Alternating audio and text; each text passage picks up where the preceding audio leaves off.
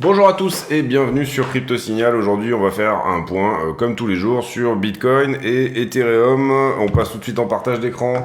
J'en profite pour dire à ceux qui le souhaitent de ne pas hésiter à s'abonner, activer la cloche des notifications, venir nous rejoindre sur le Discord dont le lien est en description de la vidéo. Alors, on est ici sur le Bitcoin face au dollar. Pour le moment, on est toujours dans cette figure plus ou moins de triangle qui est totalement mûre pour péter. Figure plutôt baissière, 57% de cassure à la baisse. Et comment dire, si 57%, 43% de déviation par le côté ou cassure par le haut. En l'occurrence, ici, on a fait une petite déviation là aujourd'hui en dehors. On va voir un petit peu ce que nous disent les marchés, puisqu'il est 17h20, je fais la vidéo un peu tard, donc on va aller voir ce que nous donne le Nasdaq. Le Nasdaq qui est plutôt haussier en début de séance et qui là se corrige un petit peu. Et le SP500 qui vient de se retourner en milieu de séance à la baisse et qui pour le moment nous fait plus ou moins un doji d'indécision. Sur ce qui concerne le pétrole, vous le voyez, on perd ce support là, donc ça c'est plutôt une bonne chose. Et en ce qui concerne toujours sur la macro, le Dixie, alors là on est en roue libre totalement. Puisque on a eu hier, notamment sur le... Je vous rappelle que le Dixie c'est le... Excusez-moi, dollar face à un panier de devises, on doit avoir à peu près une quarantaine de pourcents, peut-être 50% autour de l'euro. Ensuite, contre le yen, le British Pound, la couronne suédoise, le franc suisse et le dollar canadien. Et en l'occurrence, on a les plus pondérés, c'est-à-dire les quatre premières, qui sont littéralement en train de partir en fumée en ce moment. Le yen, c'est le Japon est le pays le plus endetté du monde. Le pound, hier, il y a eu une sorte de tax cut, c'est-à-dire que les Anglais ont voté une réduction des taxes qui vont probablement profiter globalement si on doit faire un raccourci aux plus riches, donc les gens sont pas contents, mais évidemment du coup ça fait baisser le pound et l'euro. On connaît la situation, on a touché je crois hier les 0,95.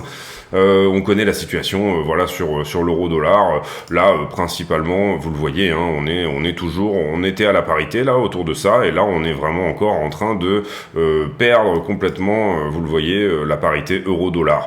Donc globalement qu'est-ce que ça veut dire si je fais les choses vraiment très simples? Ça veut dire vous avez un euro dollar qui était autour de 1,20 hein, quelque chose comme ça il y a encore de ça quelques mois. Et ça veut dire que, étant donné qu'on paye notre pétrole en dollars, en fait, on ne profite pas réellement de toute cette correction du dollar, puisque forcément, on va, bien entendu, en raison du pouvoir d'achat, plus ou moins le payer 20% plus cher. Donc pour nous, si on considère que en Europe, voilà, le dollar, il est globalement autour de 100 dollars le baril.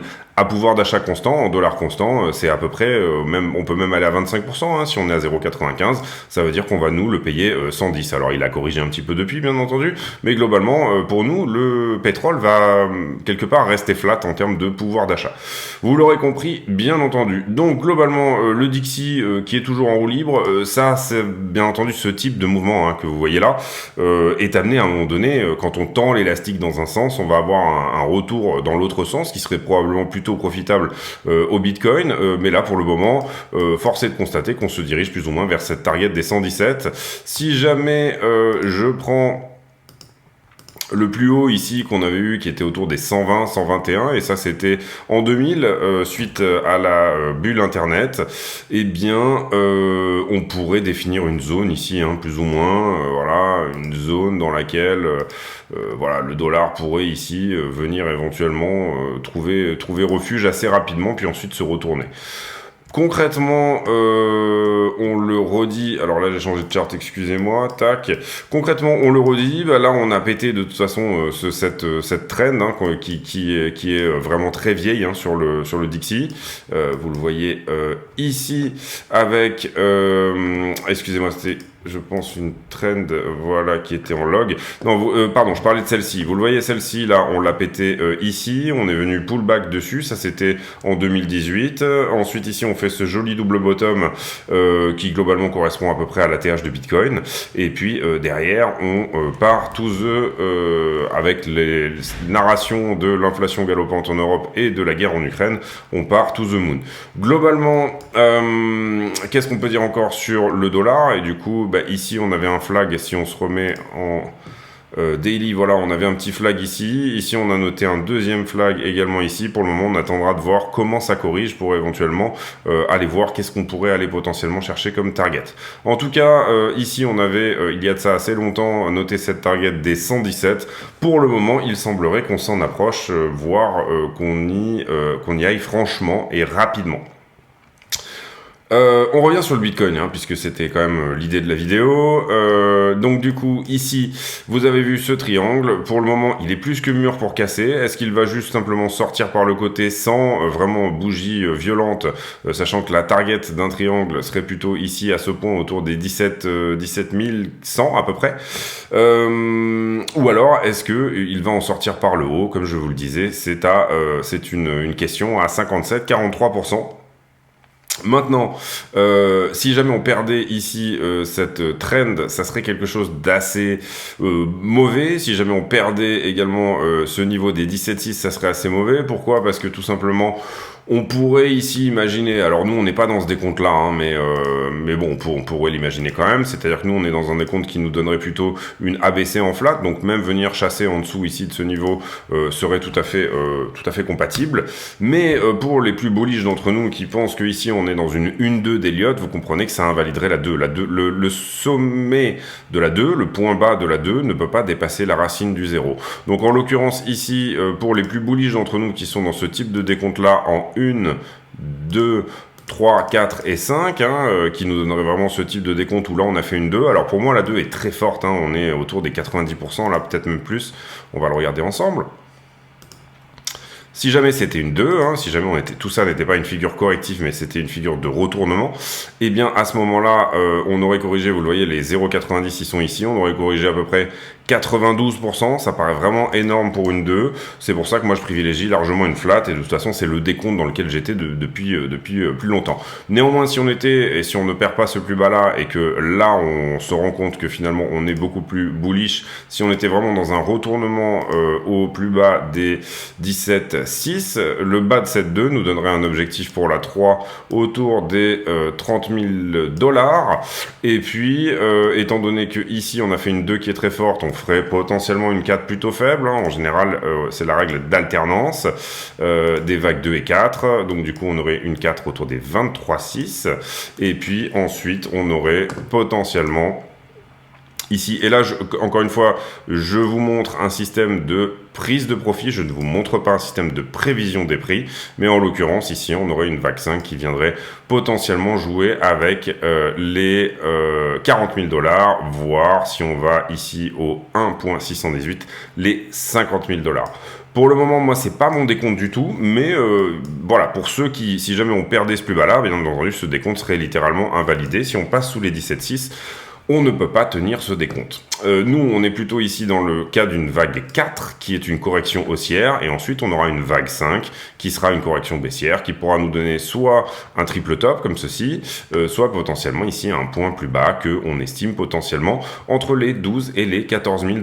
Pour le moment, on reste là-dessus, puisque c'est plus ou moins ce que nous donne la structure de prix, et c'est le décompte le plus propre qu'on ait pu trouver en macro décompte, on va dire en décompte assez gros. Sur Ethereum, eh bien, même chose, pour le moment on ne perd pas ici ce support, donc pour le moment également on n'a pas du tout encore de potentialité d'aller chercher les 1000 $, néanmoins vous le voyez, on a encore cette structure qui se fait un petit peu comme un flag, j'en ai parlé hier déjà dans la vidéo, si on va en 6 heures, on a plus ou moins cette structure là qui se construit un petit peu en flag également, et ce flag lui aura une target autour des 1194 qui pour le moment n'a pas été touché depuis qu'on a commencé à construire ce flag. Donc pour l'instant, on reste assez baissier sur le chartisme. Par contre, si on regarde le momentum,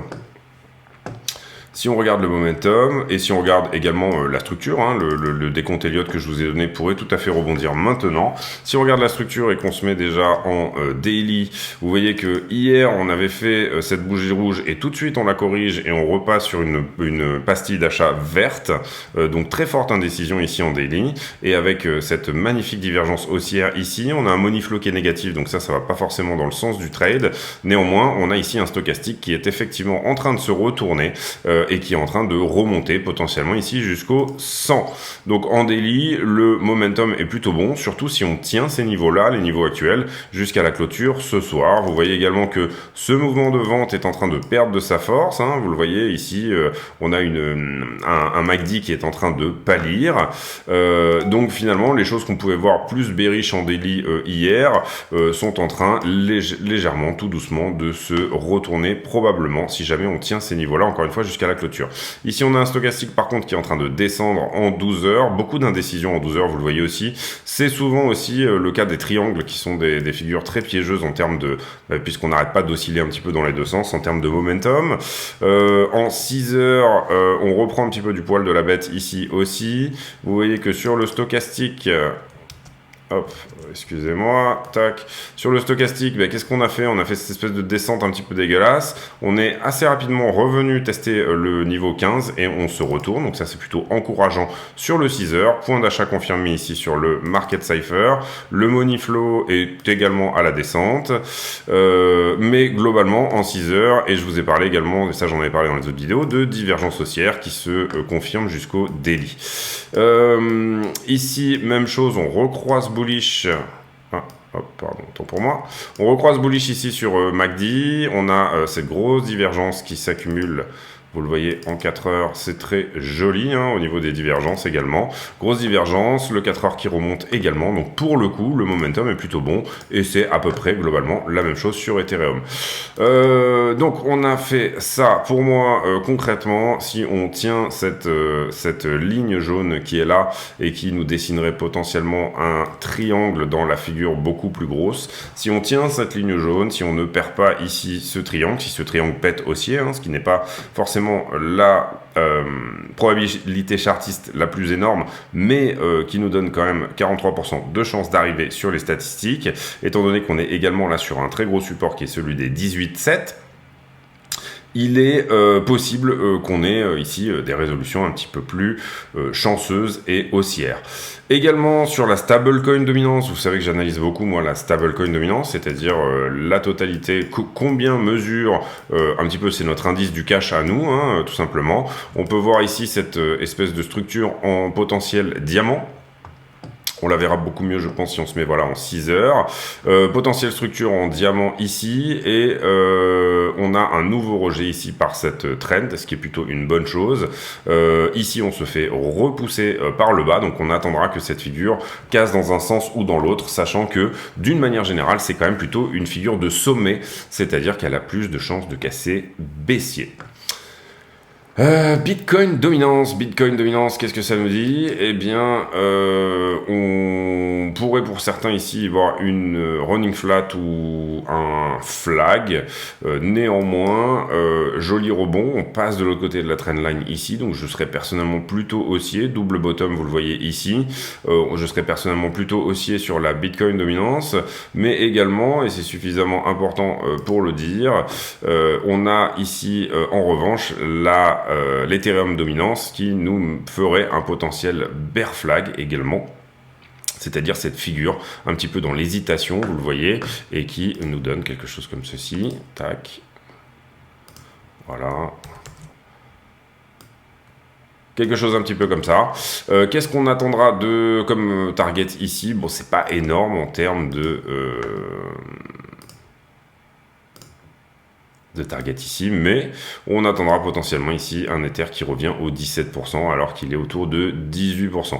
Pour le moment, ça se construit comme ça. On va voir un petit peu s'il y a un vrai W ici qui se crée, hein, puisque vous avez aussi quand même quelque chose qui effectivement a une tête de flag, mais qui a aussi, vous le voyez, la tête d'une figure de retournement qui casse la ligne de coup.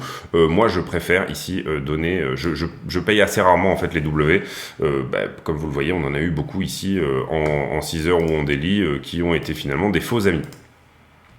Et voilà, en gros voilà un petit peu l'idée sur Ether, potentielle figure bearish. potentielle figure de retournement, mais on donnera un petit peu plus de crédit ici à une figure bearish. Néanmoins, vous le voyez, quand on regarde l'Ether dominance, on est sur un support énorme aussi, hein, ne pas oublier ça. C'est-à-dire que là, vous le voyez, là on mèche à peine dessous, ici on rebondit dessus, ici on la perd, bah, du coup ça part très fort, on la récupère ici avec un quasi pullback, et puis là on est à nouveau dessus. Donc ne pas oublier que on est sur des niveaux de résistance. Alors peut-être que même si on va chercher plus loin, j'ai pas essayé de le faire, mais hop.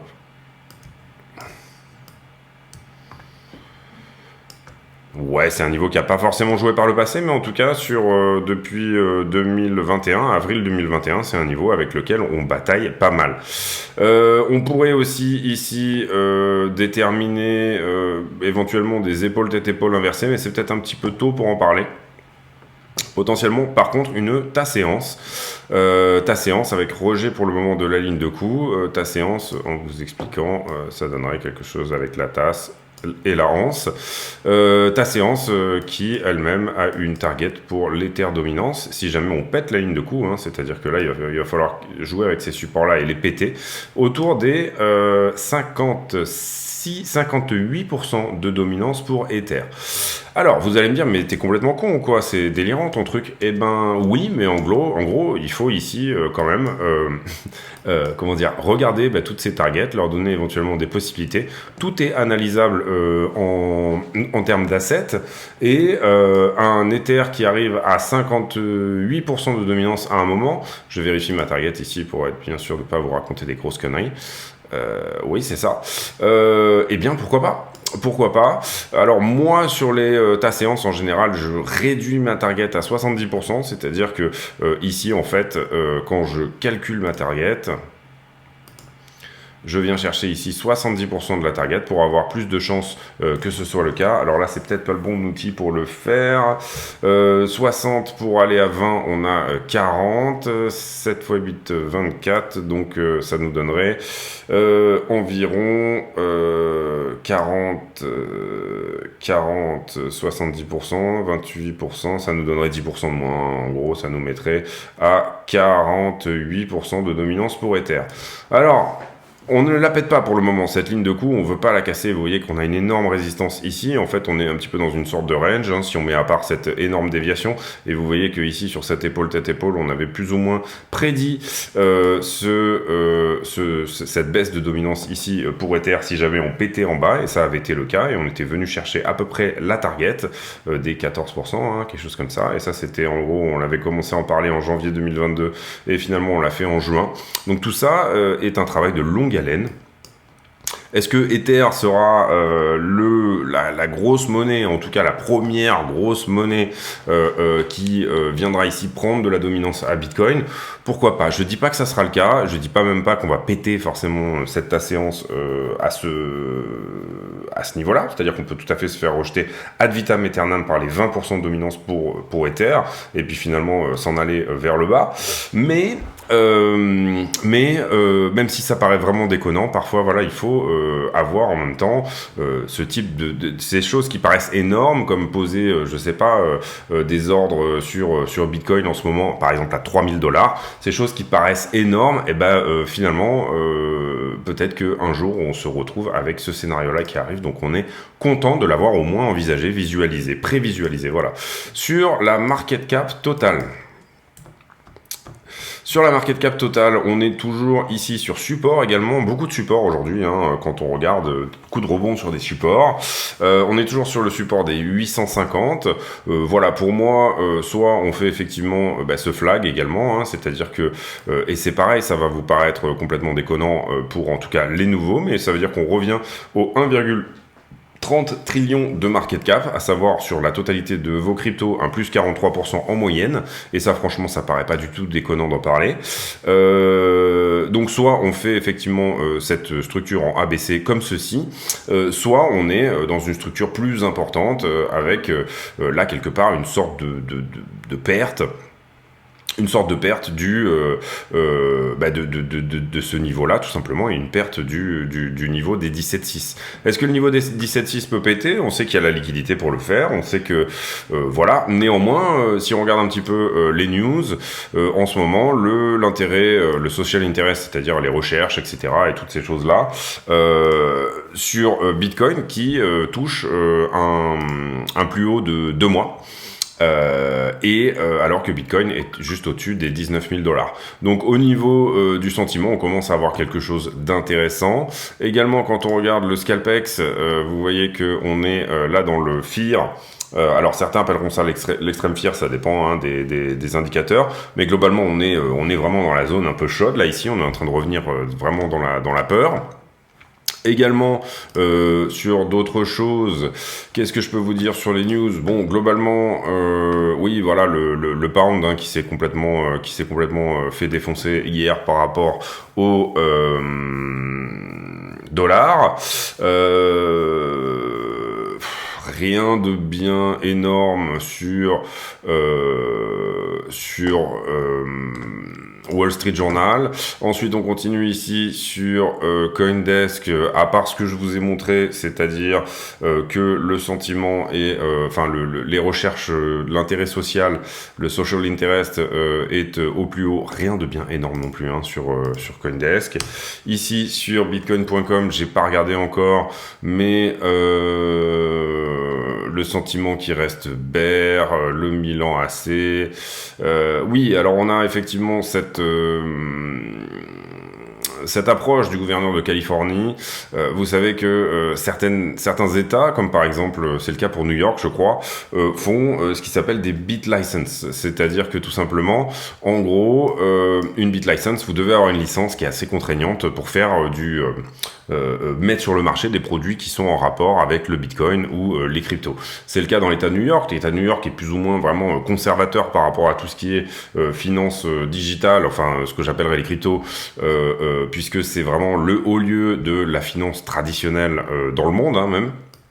Et ici en Californie, il a été question de voter un amendement qui ferait la même chose, c'est-à-dire imposer une bit license, une licence pour pouvoir opérer sur les cryptos.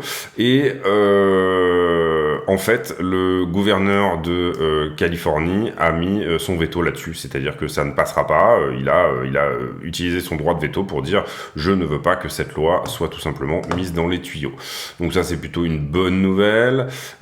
Voilà, la Silicon Valley et toutes ces choses-là qui sont beaucoup plus, voilà, moins rétrograde, on va dire, que tout ce qui est État de New York, etc. Sur la semaine à venir, globalement, on aura demain un speech de Powell qui va être à 7h30 Eastern Time, donc ça doit donner du 13h30 chez nous, si je me trompe pas. Mais ça va être sur la finance digitale, donc intéressant à regarder je pense, mais en tout cas ça devrait pas vraiment avoir énormément d'impact sur le prix. On va avoir également tous les présidents de Fed qui parlent aujourd'hui, enfin une bonne partie en tout cas, et puis on en aura encore demain je crois, oui, Chicago qui parle demain, etc. Donc bon, en l'occurrence il donne un petit peu, et Saint-Louis également demain. Et puis on aura Atlanta après-demain. Donc pas mal de discours autour de la Fed. Également Jérôme Powell qui va reparler à nouveau, 10h15, donc ça doit donner du 16h15 si je me trompe pas chez nous. Jérôme Powell qui va à nouveau parler mercredi, donc 2 discours de suite autour de Powell. Personnellement, c'est le genre de petit discours où je ne pense pas vraiment que ça va avoir un impact sur le prix. Néanmoins, pour ceux qui veulent les regarder et potentiellement ici, savoir un petit peu où est-ce qu'on va au niveau politique monétaire, ça pourra être toujours intéressant. On aura la révision du GDP, c'est-à-dire que le GDP avait été du quarter 2, donc du deuxième trimestre, avait été noté à moins 0,6%, et il y a toujours des révisions, c'est-à-dire que quand ils ont des meilleurs chiffres, ils sortent des chiffres plus intéressants, et donc ça sera pour jeudi, et vendredi, on aura le PCE Price Index et le Core PCE Price Index. Donc ça, c'est vraiment important à regarder pour le coup, puisqu'on aura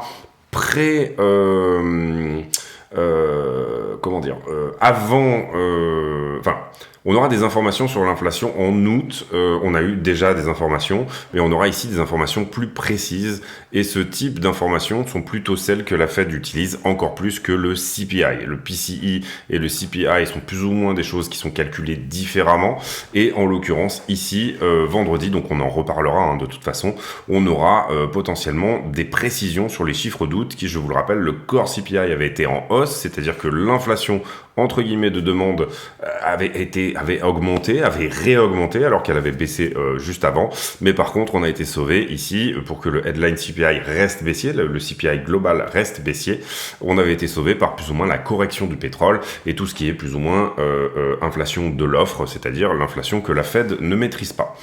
Donc là on aura des infos là-dessus, je pense que ça sera une journée assez importante. 8h30 Eastern Time. Et puis, voilà, pour la semaine prochaine, on aura des infos sur le marché de l'emploi, à savoir, ce sera vendredi dans 2 semaines. On a fait la news, on va maintenant faire tout ce qui est sentiment, carnet d'ordre qui se remplit un petit peu ici à l'achat, 18,8, 18,8 et 18,7. On a ici pas mal d'ordres d'achat qui se sont faxés, ceux-là ont été touchés, vous voyez qu'ils ont été Ah non, ils n'ont pas été touchés, autant pour moi, ils ont pas été touchés, non. Mais vous voyez qu'on a quand même quelques ordres à l'achat ici, quelques ordres à la vente autour des 19,3. Est-ce qu'on les a touchés ou pas? Il semblerait que... Non, on s'est fait arrêter par ce mur, vous le voyez là, à 380 bitcoins, quelque chose comme ça.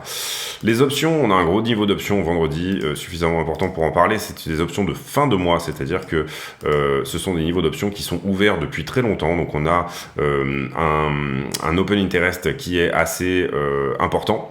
Vous le voyez ici, en notional, on est à 2 milliards, donc 2 milliards ici, qui vont plus ou moins être libérés sur les options vers le 30 septembre. Avec un max pain price à 22 000, donc ça irait plutôt dans le sens d'une montée cette semaine, et sur Ethereum, un max pain price à 1500 qui irait plutôt également dans le sens d'une montée, et vous le voyez que l'open interest sur Ethereum est également de 2 milliards, ce qui est suffisamment rare pour qu'on en parle, c'est-à-dire qu'on a le même open interest et sur Bitcoin et sur Ethereum sur les options. Donc en l'occurrence là, ici, on serait plutôt haussier si jamais on ne regarde que les options, et encore une fois, c'est un niveau d'options qu'il faut surveiller de près puisque c'est un niveau de fin de mois, donc il y a beaucoup d'argent. Sur les marchés en levier, on a nettoyé tous les niveaux qu'on avait rajoutés ici hier, c'est-à-dire que ceci a été nettoyé, Excusez-moi, donc les niveaux d'options, vous le voyez ici, on a nettoyé pas mal de niveaux qu'on avait mis hier, à savoir celui-ci et celui-là. Visiblement, on avait fait la vidéo par là. Qu'est-ce qui s'est passé depuis? Ici, on déleverage du long, vous le voyez, des contrats qui se ferment sur l'open interest et le funding qui descend. Ici, on réaugmente sur tout ça, c'est du long. Donc, on a créé un nouveau niveau de long à venir prendre par là, qu'on va mettre en rouge. Des contrats qui s'ouvrent, là on est principalement sur du long, il y a un tout petit niveau de short là, mais vous voyez qu'il a été travaillé ensuite, et là tout d'un coup ça part en FOMO, vous le voyez, boum, grosse position qui s'ouvre, ou alors voilà, open interest en tout cas qui se met à galoper. Qu'est-ce que fait le prix? Le prix galope également, donc du coup en fait on est retardataire là, sur celui qui vient longuer ici à ce niveau là, il est bien entendu retardataire, et on vient tout de suite le corriger. Donc le niveau de long à prendre pour moi intermédiaire, il était vraiment ici, vous le comprenez là avec cette forte augmentation, et là en l'occurrence il a été travaillé puisque vous voyez que l'open interest revient tout de suite à zéro avec le prix, d'accord? Donc on a accumulé quelques shorters ici là-dessus, on va peut-être mettre, ce qu'on va faire c'est qu'on va mettre un niveau mais en trétillé, on va le mettre en bleu et en trétillé parce qu'il est vraiment minime. Hop, ok. Donc là ensuite on déleverage, normalement vous voyez qu'on aurait dû fermer énormément de contrats, par contre le funding reste flat, donc là ça veut dire que par contre on avait du longueur, donc excusez-moi, autant pour moi, on va remettre ce niveau là en normal, puisqu'en fait c'est un niveau normal. On le voit ici sur la montée, on avait du shorter qui était rentré dedans, ici on est descendu, mais vous voyez que le funding n'est pas descendu, lui, avec cette quantité d'open interest qui descend. Donc là, en l'occurrence, on a quand même du shorter qui est rentré. Et puis ensuite, tout là-dessus, en fait, on a du shorter qui rentre, d'abord du longueur sur le premier mouvement, vous le voyez à peu près jusqu'à ici, donc on aura un niveau de long à peu près à venir traiter par là aussi. globalement, hein, c'est celui on va venir travailler là, je pense, dans pas longtemps. Et puis, on a créé un nouveau niveau de short également à prendre là. Donc, on va prendre ça, on va le sauvegarder, on va faire la même chose sur Ether.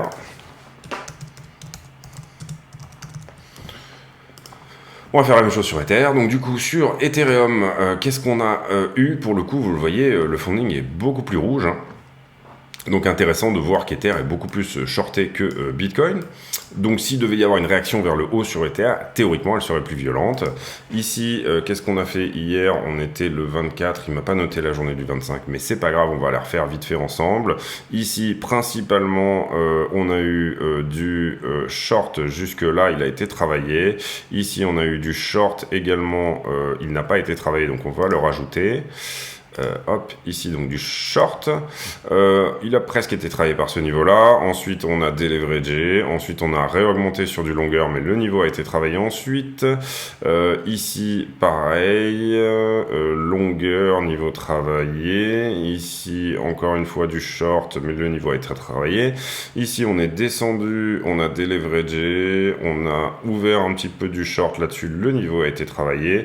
On arrive ici en bas où on avait déleveragé du longueur, on a quand même du longueur qui rentre ici. Curieux qu'on soit pas venu prendre ce niveau-là, hein, on était vraiment tout près. Voilà.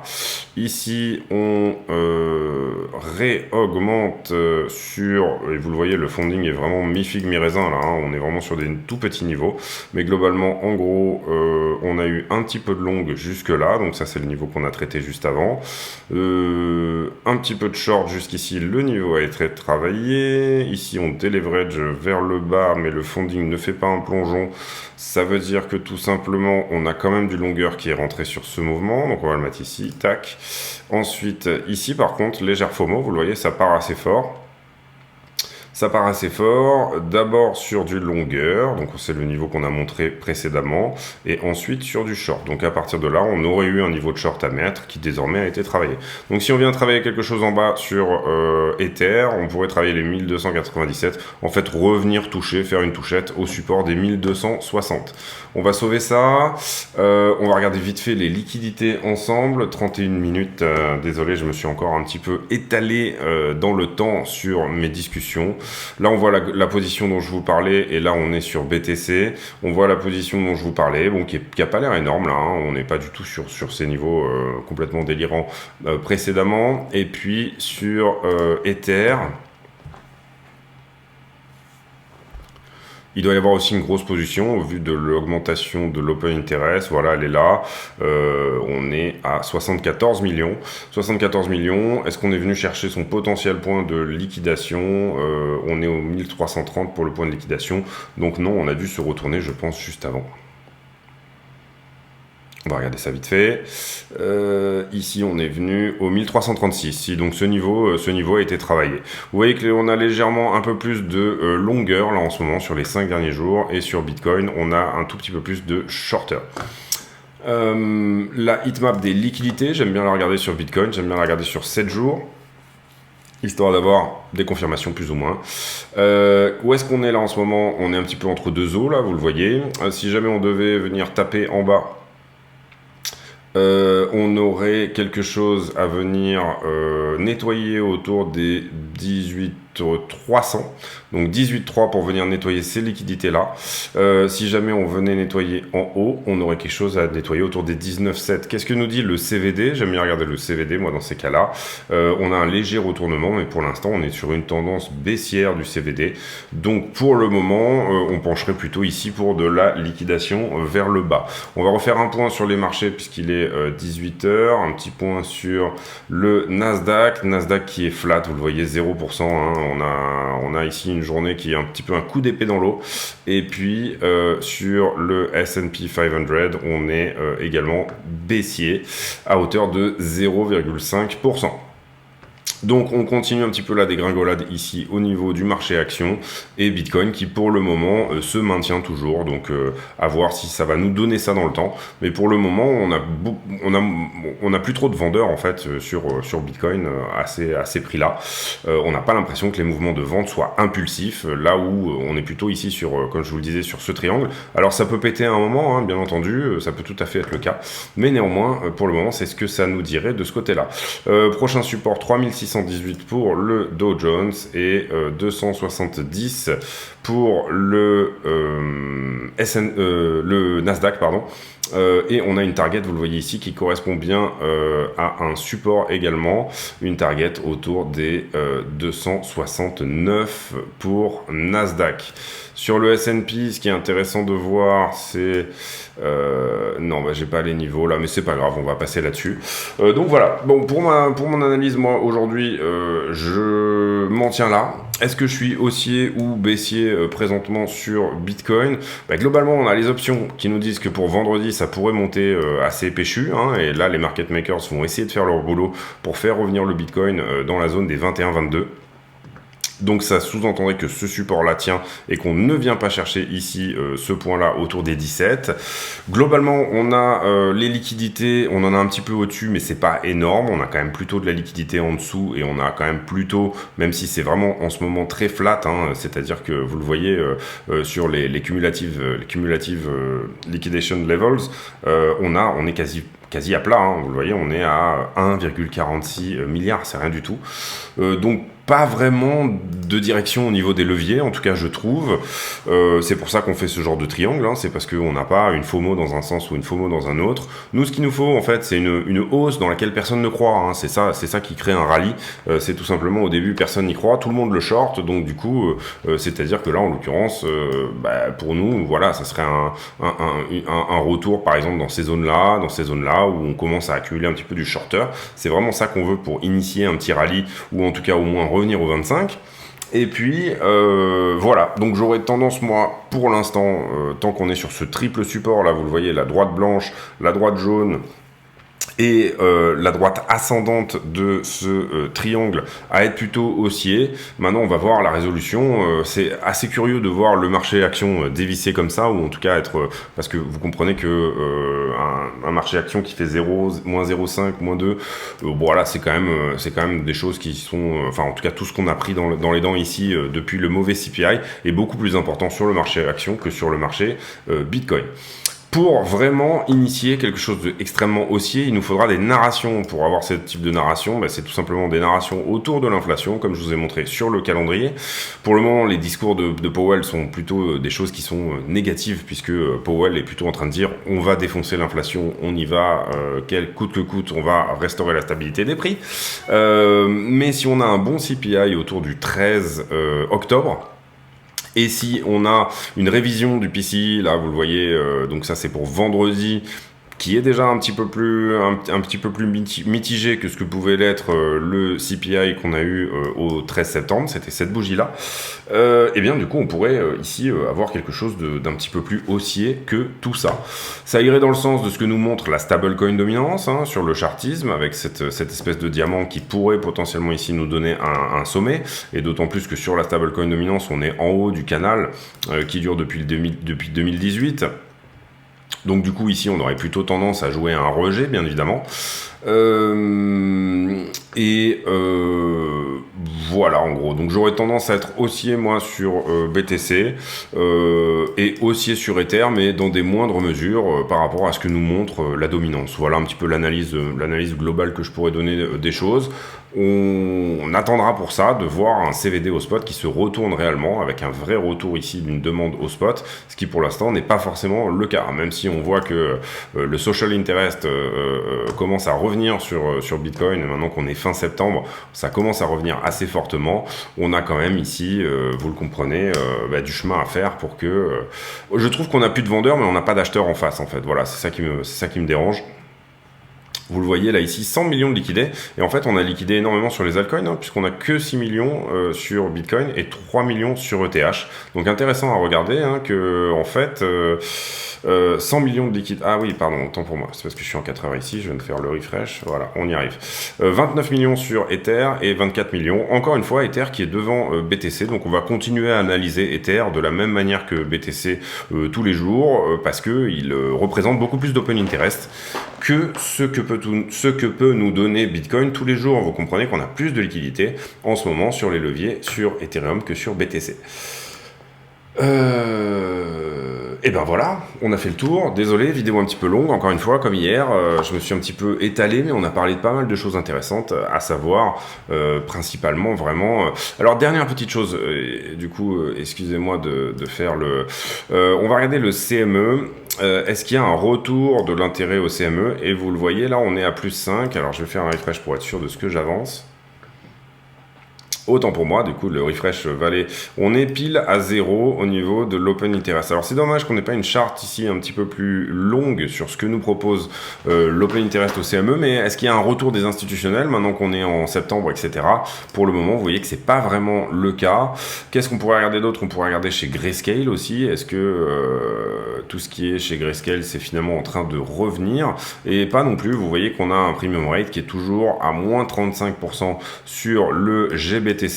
Donc du coup, pour le moment, le GBTC, le Grayscale BTC et le CME qui intéressent relativement peu les institutionnels. Par contre, on a des choses intéressantes sur ce que j'appellerais les actions blockchain, c'est-à-dire les mineurs.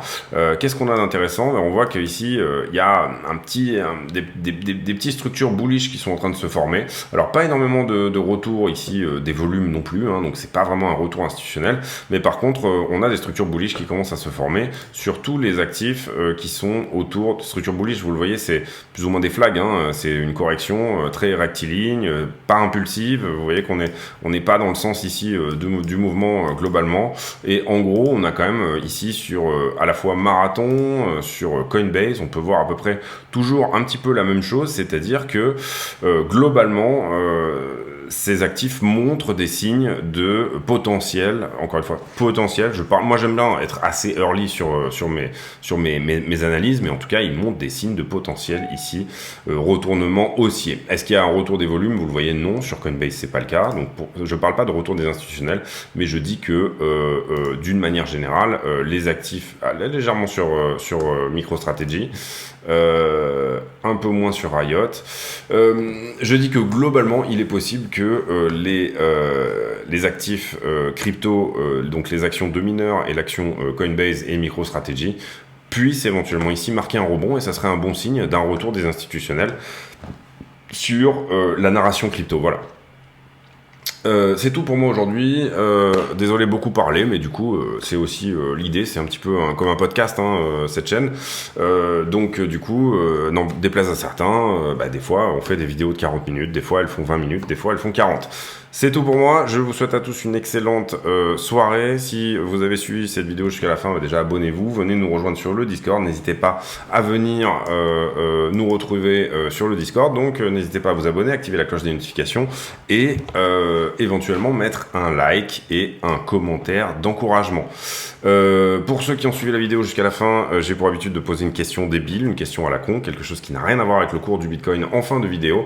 Et en l'occurrence, aujourd'hui, la question à la con sera sur la captivité des animaux. Est-ce que vous êtes pour ou contre? Est-ce que vous pensez que mettre des animaux en cage c'est mal, ou alors est-ce que vous pensez que au contraire il faut qu'on puisse sauver des espèces par exemple, ou ce genre de choses, ou en tout cas que nos enfants pourront être attendris éventuellement quand ils voient un lion en cage, et que du coup ils pourront se dire que potentiellement il faut préserver par la suite les lions en cage. Donc ça concerne les Marineland, les zoos, ce genre de choses, etc.